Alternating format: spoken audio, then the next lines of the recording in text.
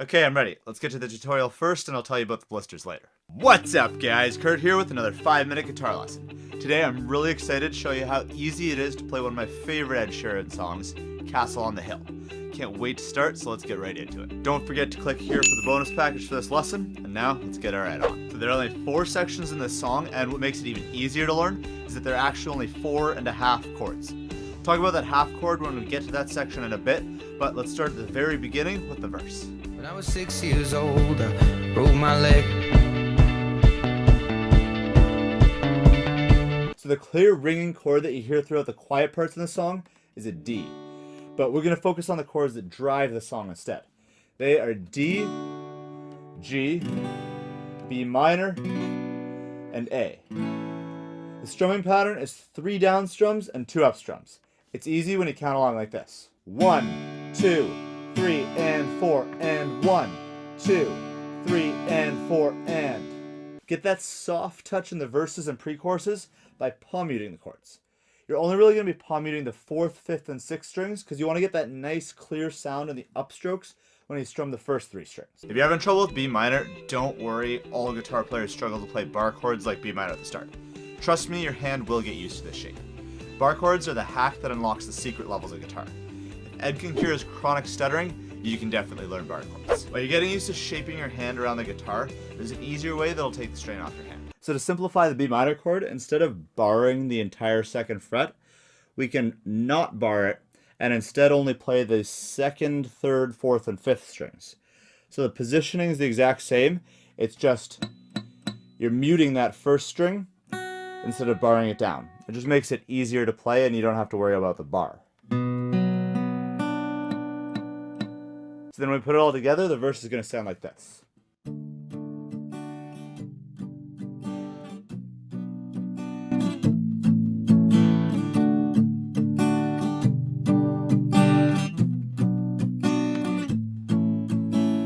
Alright, now let's move on to the pre-chorus. And that's the part that begins with the super optimistic lyric, found my heart and broke it here. Found my heart, broke it here, made friends and lost them through the years. So we're going to use the same strumming pattern in the pre-chorus as we did in the verse. The chords are the only thing that's going to change this time. Thankfully, we're taking out that B minor, so your hands are going to have a chance to recover after all that work you put in the verse. So this time, the chords are going to be G, A, D, and then back to G.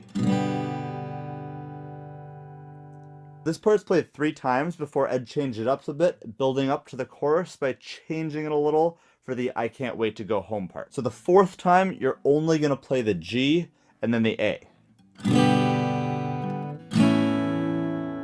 And after that, you go into the chorus. So altogether, the pre-chorus is going to sound like this.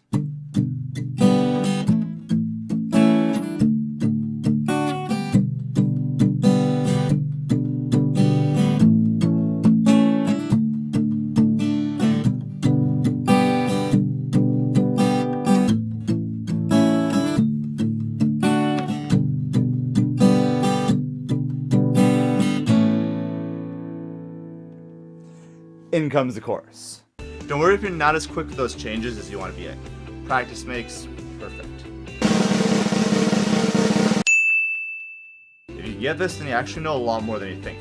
You're just a slightly different strumming pattern, 5 minutes, and the E minor chord short of being able to play Despacito too. Okay, now let's move on to the really fun part of the song to play, the chorus. No palm muting here, just let the sound of the guitar carry the emotion. I'm on my way, driving at 90 down those country lanes.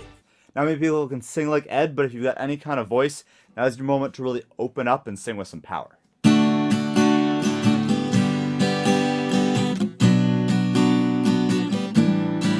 The chorus has the same chords we've learned before, D, G, and B minor, but with one exception. A new friend we're going to meet today who goes by the name of A7 sus4. 3rd finger on the 3rd fret of the 2nd string, and 1st finger on the 2nd fret of the 4th string. You're going to play all but the lowest string. This is an open chord that sounds especially good on an acoustic guitar. This little chord with a long name has such a great melodic ring. Can you hear that? That's the sound of you setting hearts and couches afire as you blaze through the chorus.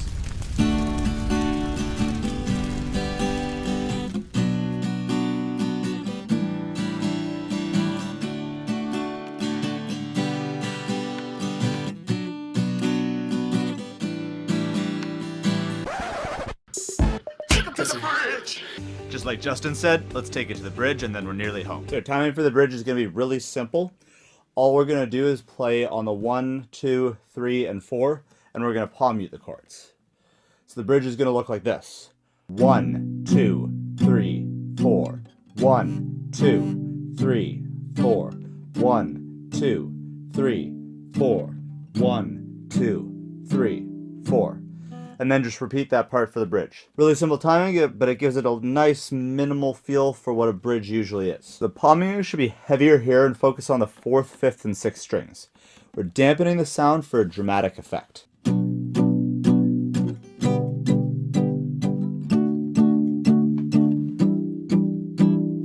It balances out the high energy of the chorus.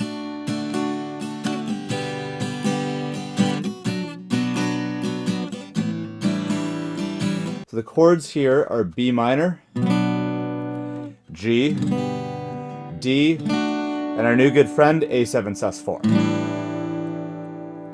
If the chord names look complicated, don't let that put you off. You can find links to resources in the description below or go back and watch one of our beginner lessons. Fun fact, Ed Sheeran loves ketchup. He's actually got a bottle of the stuff tattooed on his arm. Now all that's left for you to do is run through the different parts a few more times. Each time you play it, it'll get better and better. This is a great song to naturally train to play with varied yet easy to pick dynamics and techniques. Go on, give it a through run-throughs before patting yourself on the back, because you've just learned to play Castle on the Hill in 5 minutes. Hopefully you like this tutorial. If you like this song, what it's all about, then check out another of my favorite Ed Sheeran songs. It's called Photograph, and like Castle, Ed uses his music to tell really personal stories. And the video is pretty emotional. If you love it and want to play it, check out the 5-minute tutorial right here. That's today's 5-minute guitar tutorial. What are your favorite songs about causing mayhem or having fun as a teenager? Let me know in the comments below. Remember to click the bell to get notifications as soon as our next lesson is up. The next time you got 5 minutes, I've got a song you can play. I'll see you next time.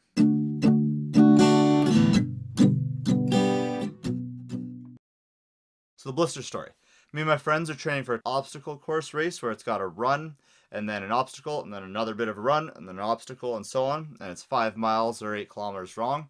And so to train for it, we were biking across the city from one playground to the next, making up obstacles like going across the monkey bars or going up the structure or whatever. And apparently when you do enough of those, you get blisters on all your fingers. Good thing all it took is a few band-aids and I can still play guitar.